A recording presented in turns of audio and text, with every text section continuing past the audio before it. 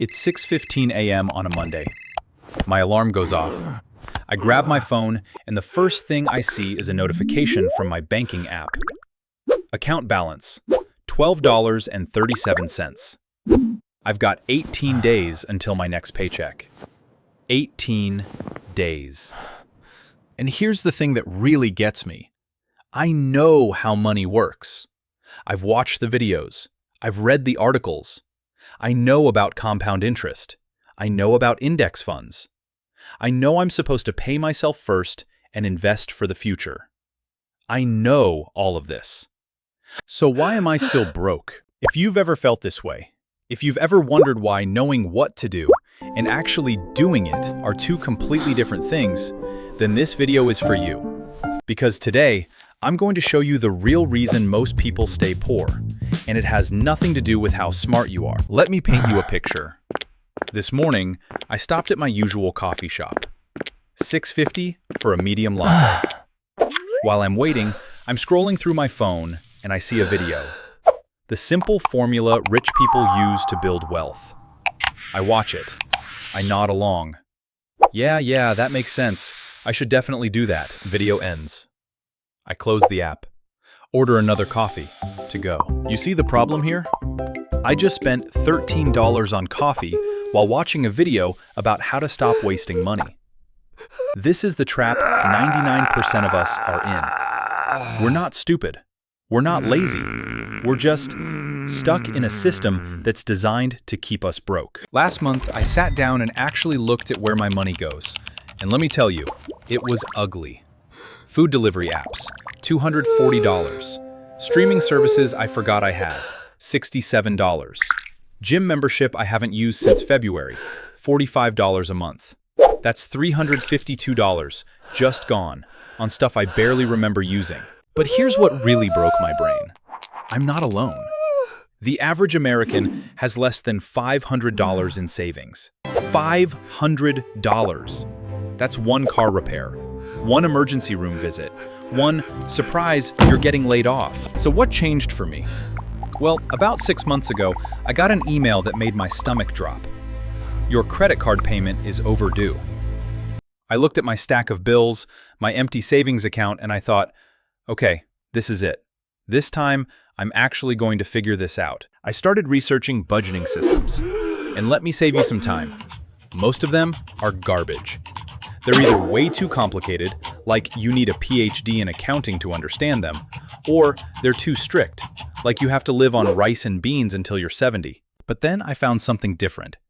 It's called the 15-65-20 rule. And before you roll your eyes and think, oh great, another magic formula, hear me out. Because this one actually makes sense for real people with real lives. The idea is simple. You divide every dollar you earn into 3 buckets. 15% goes to your future self. 65% covers your essentials. 20% is for actually enjoying your life. That's it. No complicated spreadsheets, no guilt trips about buying coffee. Now, I know what you're thinking. You're thinking one of 4 things. I started too late. My expenses are too high. I don't have enough discipline. Or I don't want to live like a monk. I thought all of those things too. So let's break down why this system actually works and why it answers every single one of those objections. Let's start with the first bucket. 15% for your future self. This is the money that's going to work for you while you sleep. And I want to tell you a story that completely changed how I think about starting late. There are 2 people, Sarah and James. Sarah starts investing at age 30. She puts in $10,000 one time and then never adds another penny. Just lets it sit there, earning 6% a year. By the time she's 50, that $10,000 has grown to $32,000. James waits until he's 40 to start. But he's smart about it. He invests $2,000 every single year for 10 years. Same 6% return. By age 50, he's put in $20,000 total, twice as much as Sarah. Guess who has more money? Sarah. Even though she invested half as much money, she ends up with more. Why? Because she gave her money 10 extra years to grow. When I first heard this, I literally said out loud, wait, that doesn't make sense. but it does. It's called compound interest, and Einstein supposedly called it the eighth wonder of the world. Whether he actually said that or not, I don't know. But the point stands. Time is more important than the amount of money. Now, here's where most people mess this up. They think, okay, I need to invest 15%, so I'll just try to remember to transfer money every month. No, stop. That's not going to work. I tried that for 3 years. You know how much I saved? About $200 total. The only way this works is automation. On the day you get paid, before you even see that money, 15% automatically disappears into your investment account. And the order matters here. First, employer 401k match. Why? Because that's literally free money. A 100% instant return on your investment. You can't beat that anywhere. Second, go for a Roth IRA. Why? Because tax-free growth is the closest thing to financial magic we have. You pay taxes now, so you don't pay a dime later when you're rich. And finally, put anything left into low-cost index funds. And here's the key. You have to pretend that 15% never existed. It's not your money anymore. It's future you's money. And future you is going to be really, really grateful. Okay, bucket number 2. 65% for essentials. This is rent, transportation, food, utilities, insurance, all the stuff you actually need to survive. Now, I can already hear some of you saying, 65%? Are you kidding me? My rent alone is 50% of my income. I get it. I live in a city where a one-bedroom apartment costs $1,800 a month. I'm not going to sit here and tell you it's easy. But here's the thing about the 65% rule. It's not just about the number. It's about fighting against something called lifestyle inflation. And this is the silent killer of wealth. Here's how it works. You get a raise. Let's say you go from making $50,000 a year to $60,000. That's a 20% increase. You're thinking, great, now I can finally save some money. But what actually happens? You upgrade your apartment. You finance a nicer car. You start eating out more. And suddenly, even though you're making 20% more, you're somehow even more broke than before. I've done this multiple times. Every time I got a raise, I found a way to spend it all. The 65% rule puts a cap on that.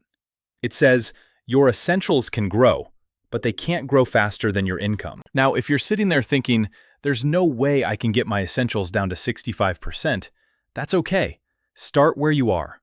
Maybe you're at 80% right now. That's fine. The goal is to move it down over time. Maybe you get a roommate. Maybe you keep driving that old car for a few more years instead of financing a new one. Maybe you meal prep instead of ordering delivery. And here's the question that changed everything for me. Before any big purchase, I ask myself 3 things. Do I need this, or do I want this? Will this move me closer to or further from my goals? Is there a cheaper option that would work just as well? That new car I was about to finance? I realized it was an asset that eats money, not one that makes money. So I kept my old car. Is it sexy? No. Does it have heated seats? Absolutely not. But you know what it does have? No payment. And that freed up $350 a month to actually build wealth. All right, here's the part everyone's been waiting for. The 20% fun fund. This is your money to blow on whatever makes you happy. Concerts, vacations, that overpriced coffee I bought this morning, video games, shoes, whatever. And I want to be really clear about something. This is not wasted money. This is the fuel that keeps you going. Because here's what happens when you try to save 100% of your extra money. You do great for a few weeks. You feel really disciplined. You're proud of yourself. And then one day, you snap. You go on a shopping spree. You book a vacation you can't afford. You binge spend to make up for all that deprivation. And then you feel guilty, so you give up on the whole budget thing entirely. I've done this cycle probably 10 times in my life. The 20% rule prevents that. It gives you permission to enjoy your life without guilt. You're not stealing from your future when you spend this money. You already took care of future you with that 15%. This 20% is for right now you. But here's the iron rule. When the 20% is gone, it's gone. You don't borrow from your 15% savings. You don't dip into your 65% essentials budget. If you want to spend more on fun stuff, you have to earn more, not break the system. Now let's address the elephant in the room. The number one reason people fail at managing money: discipline. Or more accurately, the lack of discipline. I used to think I just wasn't disciplined enough. I'd read stories about people who tracked every single penny they spent, who never bought anything on impulse, who meal prepped every single meal for the week. And I'd think, man, I could never do that. But here's what I learned. You don't need more discipline. You need a better system. Discipline is a muscle, and it gets tired. This is called ego depletion in psychology. Every time you resist buying something you want, every time you choose the cheaper option, every time you skip the takeout and cook at home, you're using up your discipline. And eventually, you run out. That's why willpower doesn't work. But systems do. Here's my system in 3 steps. Step 1. Automate your savings. 15% goes straight from your paycheck to your investment account. You never see it, you never touch it. It's automatic. Step 2. Automate your bills. Set up autopay for your 65% essentials: rent, utilities, car payment if you have one. Done. Step 3. What's left is your 20%. Put it in a separate checking account. When that account hits 0, you stop spending on fun stuff until next payday. You're not trying to be a different person. You're not trying to have superhuman discipline. You're just setting up a system that makes it almost impossible to fail. I'm not going to lie to you and say this changed my life overnight. It didn't. The first month was hard. I kept wanting to move money between buckets. I'd see something I wanted and think, I'll just borrow from my savings this one time. But I stuck with it. Month 3, something clicked. I stopped thinking about it so much. The system was just running in the background. Month 6. I had to get my car repaired. It cost $800. And you know what? I didn't panic. I didn't have to put it on a credit card. I had my emergency fund from that 15%. By the end of year 1, I looked at my investment account and I couldn't believe it. I had actually accumulated real money. Not life-changing money, not quit my job money, but real money that was working for me. And here's the thing about compound interest. It starts slow. Really slow. For the first few years, you're going to look at your account and think, this is barely growing. But then, around year 5 or 6, something magical happens. The curve starts to bend upward. By year 10, by year 20, that curve goes exponential. The money starts making more money than you're adding to it. That's when you realize you're not working for money anymore. Money is working for you. Look, I know what you're thinking right now. You're thinking, this sounds great, Barry, but I'm not sure this will work for me. Maybe you think you started too late. Maybe you think you don't make enough money. Maybe you think you're just not the kind of person who's good with money. I thought all of those things too, and I was wrong. The best time to start building wealth was 20 years ago. The second best time is today, right now. Not tomorrow, not next Monday, not when I get my next raise. Today. Here's what I want you to do when this video ends. First, calculate what percentage of your income is currently going to essentials. Just write it down. Don't judge yourself, just know where you are. Second, open an investment account if you don't have one. A 401k through work, a Roth IRA, a regular brokerage account, whatever you have access to. It takes 15 minutes.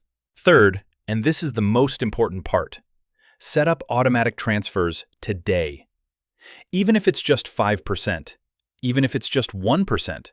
The percentages don't have to be perfect on day 1, but the habit does. Set it up while you still have the motivation. Future you is counting on present you to make this happen. Because here's the truth that nobody wants to say out loud. Your company is not going to take care of you. The government is not going to take care of you. The only person who's going to take care of future you is present you. You don't need to be smarter. You don't need to be luckier. You don't need to pick the perfect stock or time the market perfectly. You just need a system that works and the discipline to let that system run. 15% for your future. 65% for your present. 20% for your sanity. That's it. That's the whole game. Your future self is watching you right now. What are you going to do for them? Oh, and one more thing. My portfolio? It's actually looking pretty good now.